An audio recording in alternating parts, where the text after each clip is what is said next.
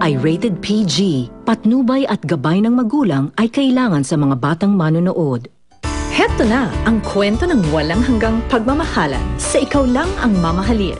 Hatid ng Sunsilk with Nano Complex. New Ariel Stay Lift with Deep Clean Technology. Enervon Tablet at Meralco.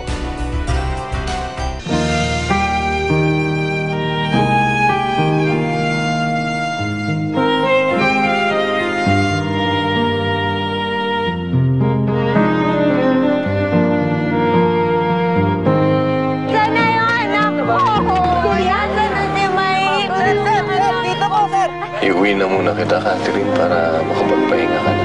Hindi rin naman po ako makakampate hanggat hindi natin siya natatagpuan eh.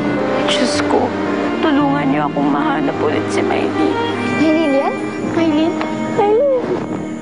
Bakit kasama mo siya? Kung ayaw niya makita tayo, hindi niya ako sasama dito. Ferdinand, mabuti naman nahanap mo na siya. Gusto pong kung saan gumaling agad para makasama ko na si Maylene. Oh, Ferdinand. And your favorite play? Saan kayo galing? I need to get some rest. Night. You're not a very good actor, Ferdinand.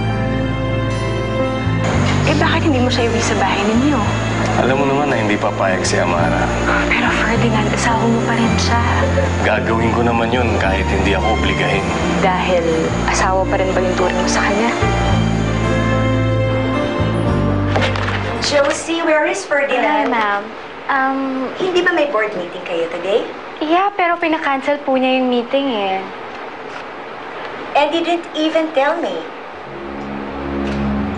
Can you please check where your boss is? Or I'm sure you know where he is.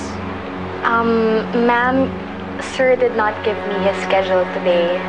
Hindi ko po alam kung nasan siya. Hindi mo alam kung nasaan ang boss mo. You're very inefficient as a secretary. Kung wala naman pala akong mapapala sa'yo, sana nagbutsatsa ka na lang. Now, you can get out of here. Get out of my face.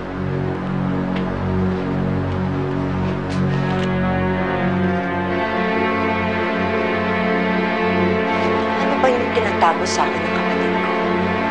Tita Amara, ang sabihin mo, ano bang tinatago nila ni Catherine? Eh, teka. Paano kung alam na pala ni Daddy na si Catherine talaga yung tunay niyang anak? I seriously doubt that. At kung meron mga alam si Ferdinand, he'll surely tell me. So, why keep it from me? Bakit ba kasi ang tagal-tagal pa lumabas ng DNA test na yun eh? E di sana ngayon alam na natin kung ano talaga yung totoo.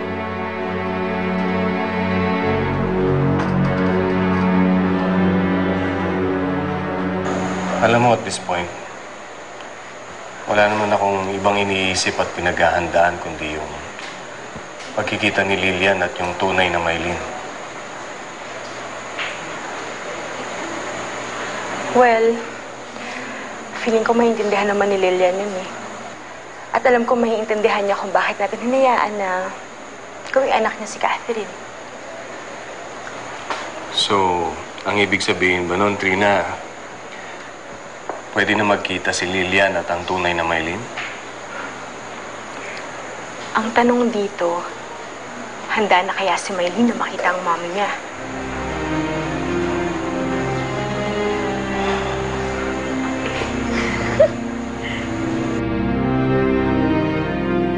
Miss Fuentebella, ito na nga po pala yung results ng DNA tests.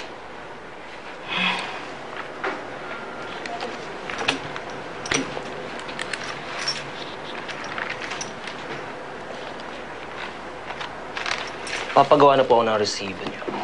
Excuse me.